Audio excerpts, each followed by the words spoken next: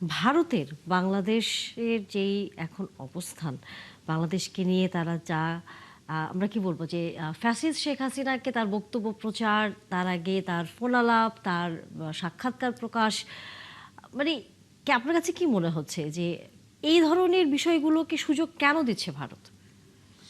এটা তো ভারত সরকারই ভালো বলতে পারবে। আমরা সবসময় এটা বিশ্বাস করি এবং আমরা ভারতকে সবসময় একটা সম্মানের চোখে দেখে এসেছি যে ভারত পৃথিবীর একটা সর্ববৃহৎ গণতান্ত্রিক রাষ্ট্র। সেখানে নির্বাচনের মাধ্যমে ক্ষমতার পট পরিবর্তন হয়, সেখানে বিচার বিভাগ বা অন্যান্য ইনস্টিটিউটগুলো কাজ করতে পারে নিজেদের মতো করে। তাদের সেনাবাহিনী কখনো সামরিক শাসন জারি করেনি, সিভিলিয়ান যে রুল সেটাকে মেনে চলে, কমান্ড স্ট্রাকচার মেনে চলে তারা। এটা আমরা সবসময় দেখে এসেছি এবং তারা তাদের মধ্য থেকে পৃথিবী বিখ্যাত অনেক মানুষের মানে জন্ম হয়েছে। এগুলা সব কিছু কি ভারতের ইতিবাচক দিক। আর তারপরে তো আমাদের মুক্তিযুদ্ধে ভারত আমাদেরকে সহায়তা করেছে, পাশে দাঁড়িয়েছে, সেগুলোকে আমরা কৃতজ্ঞতার সাথে স্মরণ করি।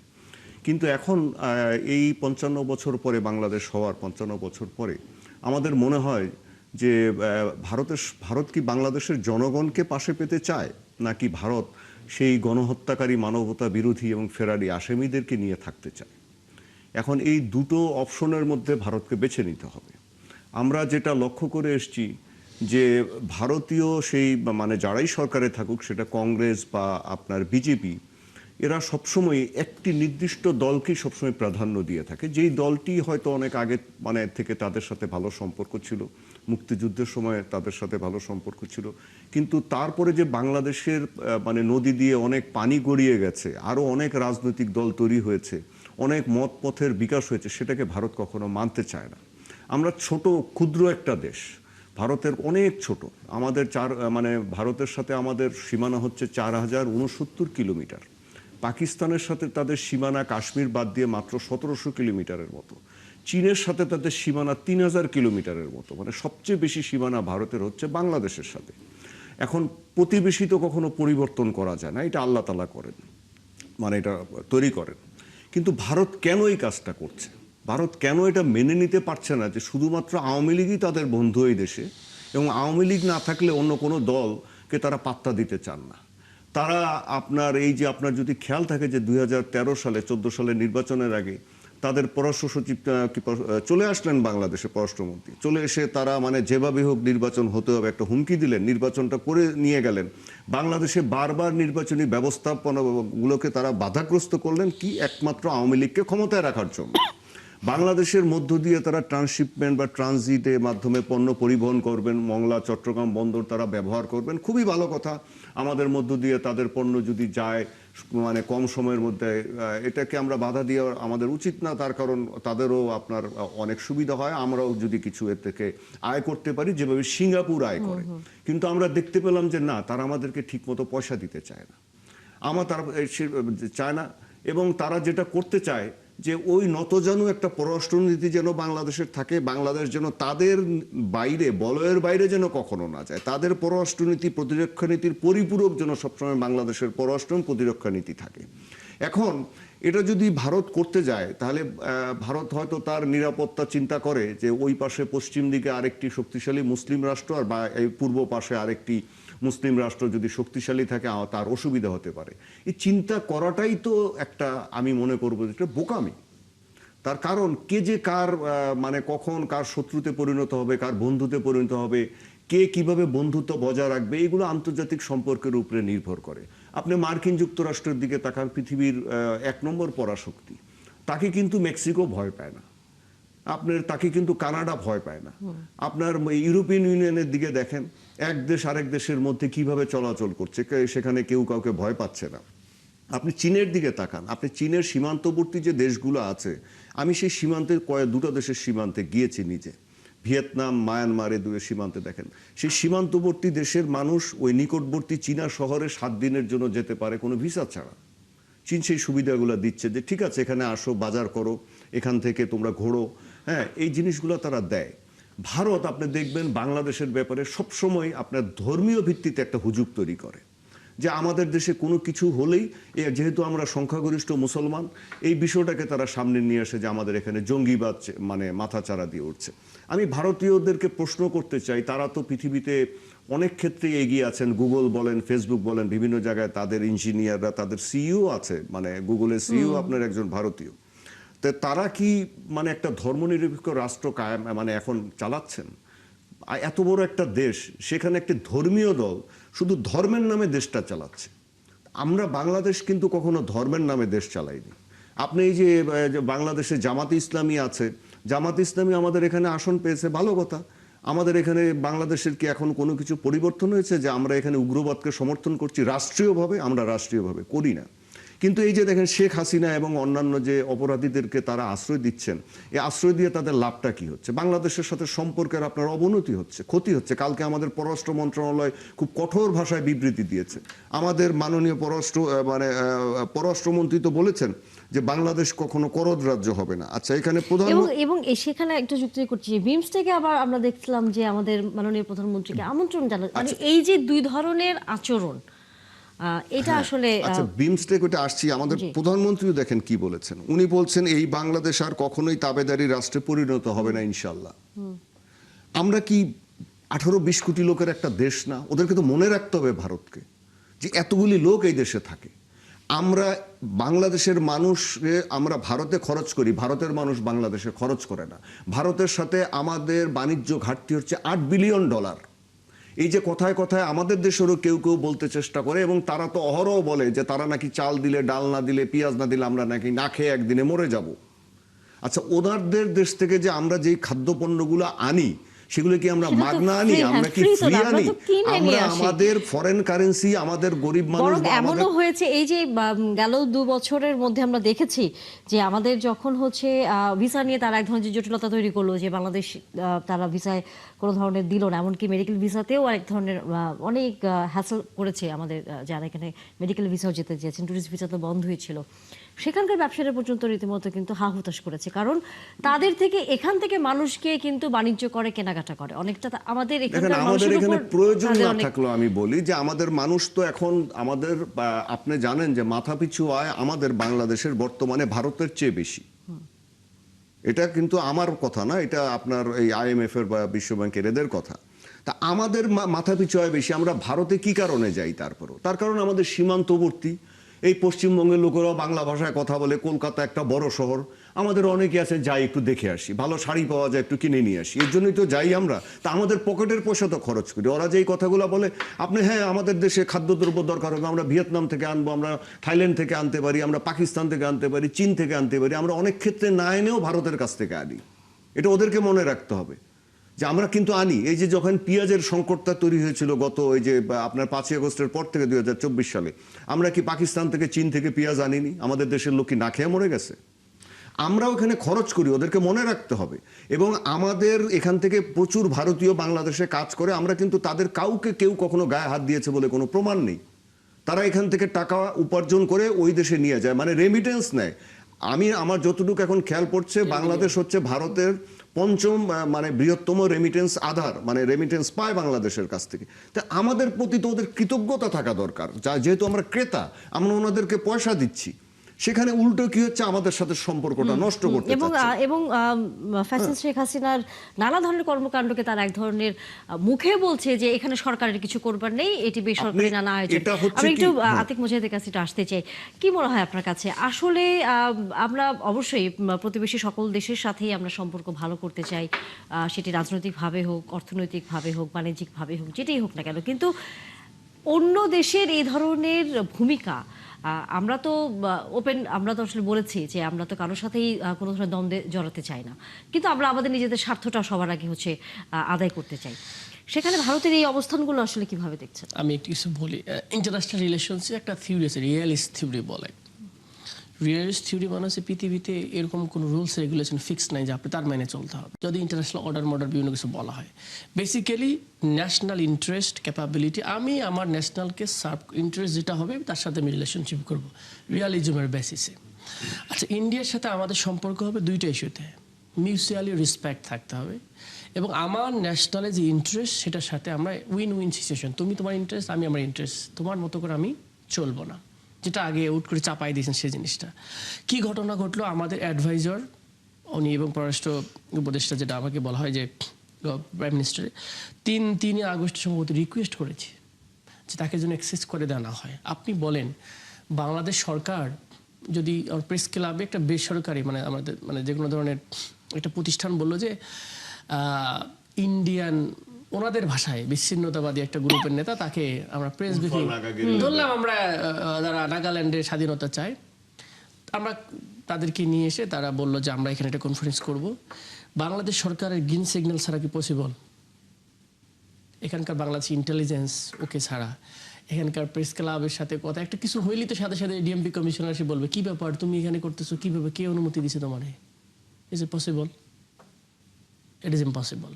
তারপরে আপনি কি বুঝাইলেন? ইন্ডিয়া বুঝাইলেন যে এখানে আমি করতে দিয়েছি, বলতেছে ডিপ্লোমেট না, আমরা তো একটু বলি না, এই যে কথা বলতে বলি না, পলিটিক্যাল অ্যাক্টিভিটি নিষিদ্ধ করা হোক, এখানে করার দরকার নাই। কি মনে হয় কেন আসলে তারা এই ধরনের আচরণ করছে? ইন্টারেস্টিং। আপনাকে আমি প্রেসার দেওয়ার কিছু বুদ্ধি কি, সাপোজ আপনাকে যদি এই এখান থেকে সরাইতে চাই, তাহলে আমি একটা আন্দোলন নামাই দিব, আপনার বিরুদ্ধে কিছু বলবো, এই প্রেসারে রাখবো আপনাকে। সো তারা শেখ হাসিনাকে দিয়ে বলায় প্রেসারে রাখার চেষ্টা করতেছে। ইন্ডিয়া কিছু একটা অর্জন করতে চায় বাংলাদেশে, এবং অনেকে বলে যে প্রাইম মিনিস্টার কেন ইন্ডিয়াতে সফর করলো না,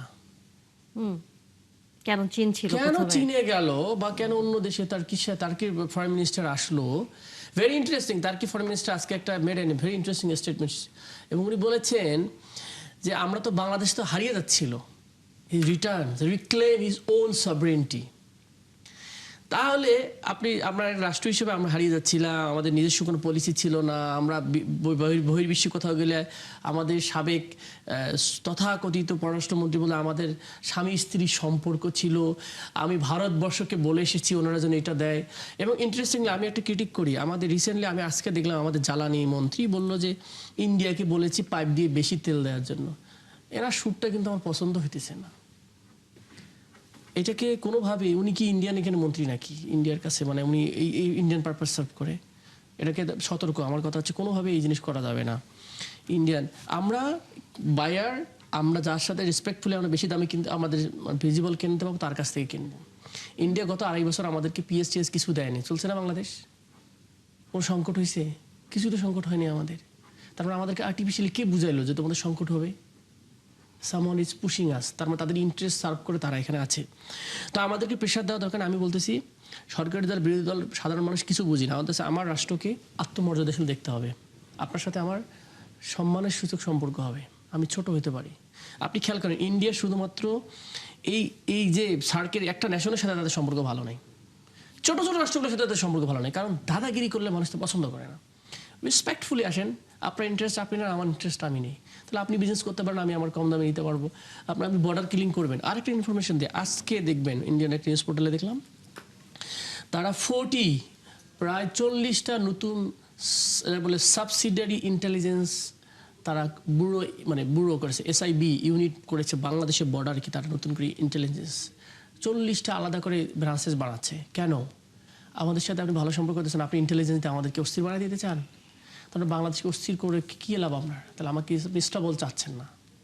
সেই জায়গায় আপনার কাছে কি মনে হয় যে বাংলাদেশের অবস্থানটা সেখানে শক্ত দেখেন কিনা, নাকি আমরা শুধুই বক্তব্য দিব, আমরা শুধু নিন্দা জানাবো, এই পর্যায়ে আসলে আমাদের প্রথমত হচ্ছে অ্যাপ্রিশিয়েট পাওয়ার যোগ্য, যেটা আমাদের প্রাইম মিনিস্টার করেছে, very fascinating, we should support ইট। এবং আমি বলছি ন্যাশনাল ইন্টারেস্টের ক্ষেত্রে উই শুড বি টুগেদার, আমাদের রাষ্ট্রের স্বার্থের ক্ষেত্রে। যদি রাষ্ট্রের স্বার্থে সরকার বিপরীত যায়, আমি অবশ্যই দাঁড়িয়ে যাব। এই দেশের মানুষের সম্মানবোধ, রাষ্ট্রের যে একটা ইন্টারেস্ট, কারণ উনি একটা সবাই জানে একটা দণ্ডিত ব্যক্তি, ওখান থেকে উস্কানিমূলক কথা বলা দরকারটা ছিল না, তো ওনারা অ্যালাউ না করতে পারতো। উনি কি পাসপোর্ট নিয়ে গেছেন বাংলাদেশের? উনি কোন পাসপোর্ট হোল্ড করে ওখানে কি হিসেবে আছেন উনি বলেন আমাকে? মানে ইন্ডিয়াতে যে আছেন ওরা প্রায় 50,000-এর মতো আওয়ামী লীগের লোকজন, কি ভিসায় আছেন ওনারা? কিসে আছেন? উনি কি বাংলাদেশের নাগরিক পরিচয় আছেন? কি পরিচয় আছে? এটাকে ইনশিওর করা উচিত যে একটা মানুষ আসলো আপনার কাছে কোনো ছাড়াই, নর্মাল ফর্মাল সিস্টেম ছাড়াই, আপনি তাকে রাইখে দিয়ে আবার আমাদের উস্কানি দিচ্ছেন। It is not good. অনেকে বলছেন যে এই যে নানা সময় শেখ হাসিনা কথা বলছেন, ইন্টারভিউ দিচ্ছেন, এগুলো এক ধরনের, আপনিও বলছিলেন যে এক ধরনের প্রেশার তৈরি করা এবং এক ধরনের অস্থিরতা তৈরি করা। অ্যাডভোকেট পাপিয়া, আপনার কাছে কি মনে হয় সরকারকে এই চাপটা কি আসলে অনুভব করে কিনা, নাকি এটাকে খুব একটা পাত্তা না দিলেও চলবে? এটাকে সরকার তো দূরের কথা, আমি বাংলাদেশের নাগরিক হিসেবেই কোনো চাপ অনুভব করি না। কারণ আমার জন্ম যেদিন থেকে হয়েছে, আমার দেশের জন্ম যেদিন থেকে হয়েছে, আমি সেদিন থেকেই তো ভারতকে চিনতে শিখেছি। ভারত আমার সুপ্রতিবেশী সুলভ আচরণ করেছে না দাদাগিরি আচরণ করেছে? 71 থেকে শুরু করে এই 26 সাল পর্যন্ত এখানে ভারতের শুধরানোর কোনো প্রকার ইন্টারেস্ট নাই। আর ভারতকে আমাদের এই শুধরানো ছাড়া নতুন করে নতুন আঙ্গিকে ওই দাদাগিরি আচরণ করতে আসলে গ্রহণ করারও কোনো সুযোগ নাই। এখানে সবচেয়ে উল্লেখযোগ্য বিষয় হচ্ছে যে 5ই আগস্ট যেখানে স্বৈরাচারের পতন দিবস হিসেবে গোটা বাংলাদেশের মানুষ উদযাপন করছে রাষ্ট্রীয়ভাবে, এবং রাষ্ট্রীয়ভাবে সেই দিনটিকে ছুটি হিসেবে দেওয়া হয়েছে, রাষ্ট্রীয় ছুটি হিসেবে ঘোষণা করা হয়েছে। সেদিন তাদেরকে বক্তৃতা ওখান থেকে ভারত থেকে প্রচার করতে হবে। তাহলে এটা ভারত রাষ্ট্র সরকার স্বাধীনতার চরম ধৃষ্টতা এবং চরম নোংরামির একটা বহিঃপ্রকাশ এবং দৃষ্টান্ত বর্তমানে আবার নতুন করে স্থাপন করলো। এবং সেখানে তারা শেখ হাসিনার বক্তব্যটাতে কি আসলো? অধিকাংশ বক্তব্যে সেই নির্যাতিত হয়েছে, তাকে নির্যাতন করে তাড়িয়ে দেওয়া হয়েছে তার হাতের ক্ষমতা নিয়ে। তাদের লোকজন যেখানে সেখানে মারটার খেয়ে লাশ হয়ে যেখানে সেখানে পড়ে থাকছে, উল্টে আরো নালিশ সালিশ বিচার যেগুলা দেওয়ার সে দিল। আর তার যেটা স্বভাবসুলভ আচরণ, 71-এর স্বজনহারা পরিবার হারিয়েছি, 75-এর 15ই আগস্ট সেই হিসেবে কান্নাকাটি যেটা করার সেটা করলো। একই নাটক, একই জিনিস। আর এগুলা শুনতেও ভালো লাগে না, দেখতেও ভালো লাগে না। আর ভারতের আচরণের কোনো প্রকার পরিবর্তন হবে না। আর ভারতকে প্রতিবেশী হিসেবে যতটুকু সম্মান মর্যাদা অধিকার জিও রাজনীতি পাবলিক সেটা বাংলাদেশ সবসময় দিয়ে আসছে, দিয়ে আসবে। কিন্তু ভারত সেই সম্মানটা ধরে রাখতে পারবে কি পারবে না সেটা তার আচার আচরণের উপর অদূর ভবিষ্যতে ডিপেন্ড করবে। তবে বর্তমান যে আচরণটা ভারত করলো এটা মোটে গেল ভালো কাজ করেনি।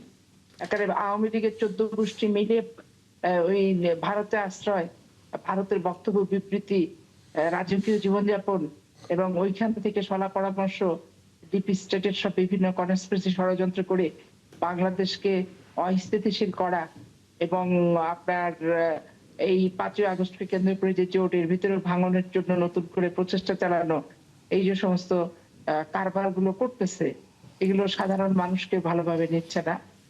হাসিনা তার দলপাটিকে একটু উজ্জীবিত করার জন্য চেষ্টা করলো, কিন্তু ধরাটাও খেলো। কারণ সে আসবে, তার দিন তারিখ ক্ষণ বলে কিছু নাই। আর তাকে আসলে বাংলাদেশের আসামি হিসেবে আসতে হবে এবং তাকে কাস্টডিতে যেতে হবে। কাস্টডির যে নিয়ম কানুন সেটা তাকে মানতে হবে। তো তাকে কেউ নিষেধ করছে নাকি যে আসামি হিসেবে বাংলাদেশে আসতে? কেউ না তো করেনি। তবে এটা বাংলাদেশের, আপনি যে প্রশ্নটা করলেন যে বাংলাদেশের সরকার এতে বিচলিত কিনা, মোটেও বিচলিত না।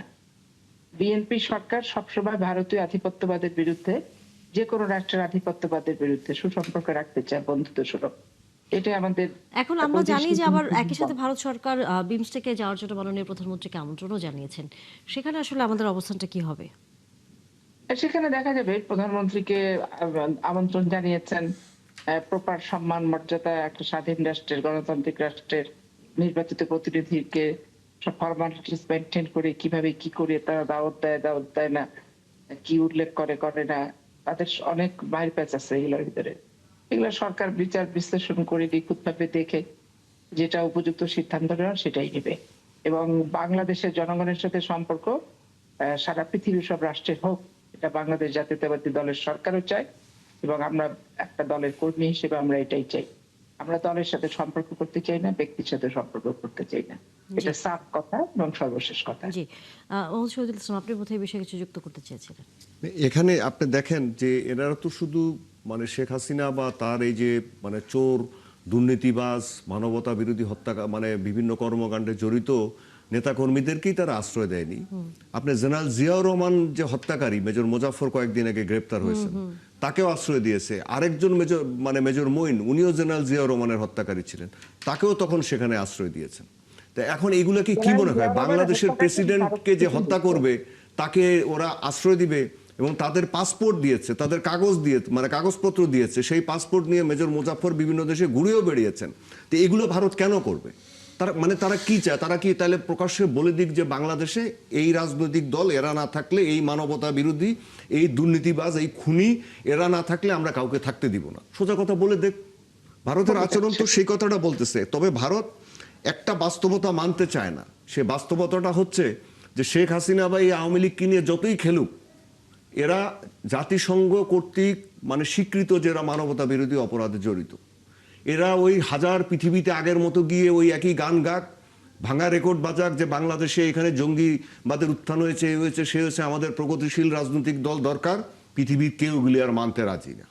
এইগুলো অনেক চেষ্টা তারা এর মধ্যেও মার্কিন যুক্তরাষ্ট্রে তাদের লবি দিয়ে করেছে, আপনার ইউরোপিয়ান ইউনিয়নে করেছে, কোনো জায়গায় তারা এগুলো নিয়ে পাত্তা পায়নি। কেন পৃথিবীর কেউ ওই যে নাৎসিদেরকে যেমন দ্বিতীয় বিশ্বযুদ্ধের পরে কেউ নাৎসিদেরকে কেউ পুনর্বাসন করার জন্য তাদেরকে সহানুভূতি দেখানোর জন্য পাত্তা দেয়নি, এরকম এদেরকেও পাত্তা দিবে না।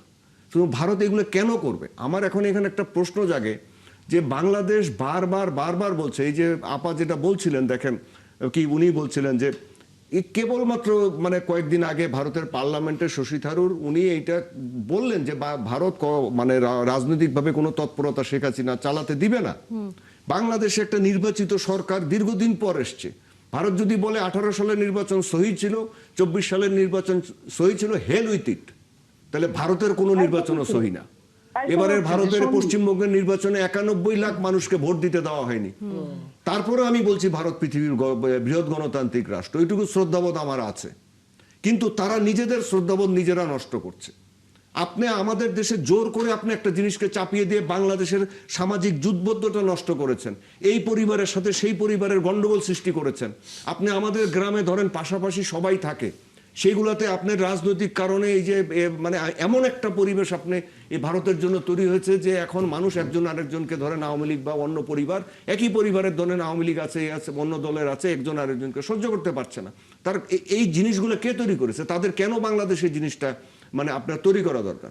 বাংলাদেশে যে ভারত বিরোধিতা বাড়ছে, আমি এটাকে খুব অ্যালার্মিং মনে করি, কিন্তু তারা সেটাকে বলে যে এগুলো উগ্রবাদীরা বাড়ছে। আপনার যদি খেয়াল থাকে, সেদিনও আপনার এই অনুষ্ঠানে একজন ওদের সাংবাদিক বলছিলেন বাংলাদেশের নাকি উগ্রবাদীরা গিয়ে, জঙ্গিরা গিয়ে আন্দোলন করেছে, 5 মানে জুলাই আন্দোলন করেছে একজন সাংবাদিক। তো এখন বাংলাদেশের ভারত বিরোধিতা বাড়ছে ভারতীয়দের অবমিশ্রকারী এক একটা কার্যকলাপের জন্য।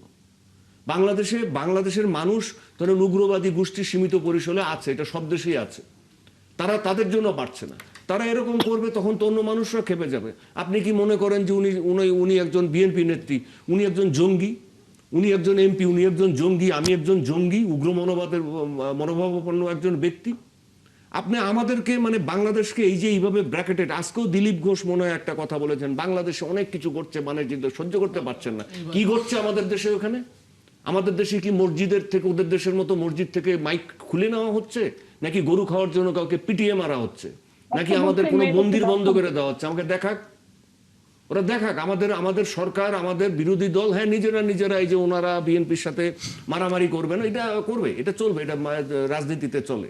তারপরে আবার দুজন কথা বলবে, কিন্তু ওনারা এগুলো আমাদের দেশে কেন অশান্তি সৃষ্টি করতে চায়? আমাদের যদি নির্বাচনী ব্যবস্থাটা যদি ধরেন ঠিক থাকতো, এই যে আপনার 2009 সালের পর থেকে, তাহলে কি এই জুলাই আন্দোলনের মতো একটা আন্দোলনের দরকার হতো? আপনি আমাকে বলেন। যদি নির্বাচন ঠিক হতো, এক সময় হয়তো বিএনপি আসতো, যদি বিএনপি নাও আসতো, আওয়ামী লীগও যদি সুষ্ঠু নির্বাচনের মাধ্যমে আসতো, বিএনপি কি বা জামাত ইসলামী কি বলতো যে না আওয়ামী লীগ অবৈধভাবে আসছে? তা তো বলতো না। তো ওরা এটা নষ্ট করলো কেন? এটা নষ্ট করেছে ভারত, আর কেউ নষ্ট করেনি। আপনার এরকম ওরা এক এক সময় ওরা চাণক্যের নীতির একটা মালার কথা বলে, আমি অর্থশাস্ত্র চাণক্যের পুরোটা পড়েছি। এই সমস্ত বস্তা পচা কয়েক হাজার বছরের, খ্রিস্টপূর্ব কত বছরের এরকম একটা বইয়ের থিওরি দিয়ে আধুনিক বিশ্ব চলে না। এগুলো আমরা বহু দেখেছি। এমনকি শেখ মুজিবুর রহমান বাংলাদেশ হওয়ার পরে উনি যখন ওআইসি সম্মেলনে যেতে চাইলেন, যে বাংলাদেশ তখন আপনার পৃথিবীর আপনার দ্বিতীয় বৃহত্তম মুসলিম রাষ্ট্র ছিল, পাকিস্তান তখন তৃতীয় ছিল, উনি যখন যেতে চাইলেন তখন ভারত হেন কোনো পথ নেই যে বাধা দেয়নি। কেন উনি যাবেন ওখানে? মানে আমাদেরকে ওআইসি সম্মেলনও মানে শেখ মুজিবুর রহমান যাবেন, তাকে যেতে দিবে না। এটা নিয়ে আপনি দেখেন যথেষ্ট রেফারেন্স আপনি পাবেন ভারতীয়দের, তারা যেতে দিবেন না। তখন শেখ মুজিবুর রহমান সাহেব এক পর্যায়ে ক্ষিপ্ত হয়ে বলেছিলেন, আমাকে দক্ষিণ এশিয়ার রাজনীতি শিখাতে আসবেন না, ভারতীয় একজনকে বলেছিলেন। হ্যাঁ, দেখেন ওনারা তো তার মানে তাদের কাছে শ্রদ্ধার পাত্র ছিলেন, ওনাকে পর্যন্ত এই বিষয়ে তারা নড়াচড়া করতে দেয়নি। তারপরে তো জিয়া রহমান সাহেব আসলেন, উনি এসেই যখন একটুখানি স্বতন্ত্র নীতিমালা মানে অনুসরণ করা শুরু করলেন, আমাদের প্রতিরক্ষা নীতিটা, পররাষ্ট্র নীতিটাকে একটু ঠিক করা শুরু করলেন, বাস ওদের মাথা খারাপ হয়ে গেল। তাহলে ওনারা কি বলতে চায় যে ওনাদের পররাষ্ট্র মন্ত্রণালয় যা বলবে আমাদের পররাষ্ট্র মন্ত্রণালয়ের মিস্টার খলিলুর রহমান আর শ্যামা অবৈধ আপা ওনারা একই কথা বলবেন, জিহুজুর করবেন? তা তো করবেন না। তো ওনারা কি, নেপাল তো একটা হিন্দু রাষ্ট্র, পৃথিবীর একমাত্র স্বীকৃত হিন্দু রাষ্ট্র হচ্ছে নেপাল, আমাদের সাথে তো ভাই নেপালের কোনো সম্পর্ক খারাপ না, যথেষ্ট ভালো। নেপালিদের সাথে আমাদের কোনো বিরোধ নাই, নেপালিদের সাথে চীনাদের কোনো বিরোধ নাই, নেপালিদের সাথে পাকিস্তানিদের কোনো বিরোধ নাই। আপনার শ্রীলঙ্কা একটা বৌদ্ধ অধ্যুষিত রাষ্ট্র, তাদের সাথেও তো কারো কোনো বিরোধ নাই। আমাদের সাথে তো মার্কিন যুক্তরাষ্ট্রেরও বিরোধ নাই। তো এদের সাথে কেন বারবার এরকম অবস্থা দাঁড়ায়? এটার জন্য বাংলাদেশ দায়ী না। আপনি আমার মানে যে আমি যখন একটা উদাহরণ দিই ব্যক্তিগত, এটা সম্ভবত 2004 সালের কথা, আমি তখন দৈনিক পত্রিকার আপনার ভারতের পিটিএর সাবেক একজন মানে ডিজি, উনি ছিলেন, ওনার নাম হচ্ছেন ভিপি বাইদিক, উনি সম্ভবত ইন্তেকাল করেছেন। উনি বাংলাদেশে এসেছিলেন কয়েকদিনের সফরে। উনি একজন নামজাদা সাংবাদিক ছিলেন, ইন্দিরা গান্ধী থেকে শুরু করে সবার উনি বন্ধু পর্যায়ে ছিলেন। তো উনি যখন এসে একটা সেমিনারে বলছিলেন, আমি এটা কভার করছিলাম, ওনার মত ছিল যে আমি গত কয়েকদিন বাংলাদেশ ঘুরে বাংলাদেশের মানুষের সাথে কথা বলে যেটা বুঝেছি যে বাংলাদেশের মানুষ একটি স্নেহশীল বড় ভাই চায়, যারা মাথায় হাত দিয়ে তাকে স্নেহ করবে, একটি বড় দাদা চায় না। আমি পরের দিনে ওনার এই কথাটাকে লিড রিপোর্ট করেছিলাম, আমি নিজে লিখেছিলাম রিপোর্টটা, লিড রিপোর্ট করেছিলাম। তা আমার এরকম বহু আপনার সজ্জন ব্যক্তি ভারতে আছেন। ভারতের যিনি প্রধানমন্ত্রী ছিলেন মোরারজি দেশাই, ভিপি সিং, আপনার তারপরে যে অটল বিহারী বাজপেয়ী, এনারা সবাই যে এখনকার বিজেপির আগের যেটা ছিল জনতা দল, সেখান থেকে এসছেন। তাদের সময় বাংলাদেশের সাথে সম্পর্ক চমৎকার ছিল। মোরারজি দেশাই আমাদেরকে গঙ্গার পানি সুষ্ঠুভাবে দিয়েছিলেন জেনারেল জিয়ার সময়। আমরা তো বাহাবা দেই তাকে, আমরা তো শ্রদ্ধার সাথে স্মরণ করি। কিন্তু এগুলো কি? এগুলো আপনি কংগ্রেস বলেন, এই যে প্রণব মুখার্জির যে অফশুট, এরা বাংলাদেশে আপনি ওনার বই পড়েন, কিভাবে হাসিনাকে আনার জন্য ওনারা কাজ করেছেন, ওনারা তাছাড়া বোঝেন না কেন ভাই? খালেদা জিয়াকে ওনারা অপমান অপদস্থ করেছেন কেন? ওনার ওই যে কি মানে যা তা কথাবার্তা যখন তখন বলবেন। আপনি এই জিনিসগুলো যদি ভারতীয় পক্ষ থেকে বন্ধ না হয়, তাহলে আমার আশঙ্কা যে বাংলাদেশ হয়তো এক সময় বাধ্য হয়ে নিজের নিরাপত্তা, নিজের স্থিতিশীলতা, নিজের অর্থনীতি রক্ষার জন্য চরম ভারত বিরোধী শক্তির সাথেও আপনার বন্ধুত্ব করতে আরো কয়েক ধাপ এগিয়ে যেতে পারে। তখন কি সেটা ভারতের জন্য ভালো হবে? নিশ্চয়ই আপনি যে বিষয়টি সামনে নিয়ে আসছেন, এই বিষয়টি হয়তো ভূ রাজনীতিতে বিশাল একটি প্রভাব পড়বে যদি এই ধরনের অবস্থানে আসলে চলে যায় আমাদের প্রতিবেশী দেশগুলো।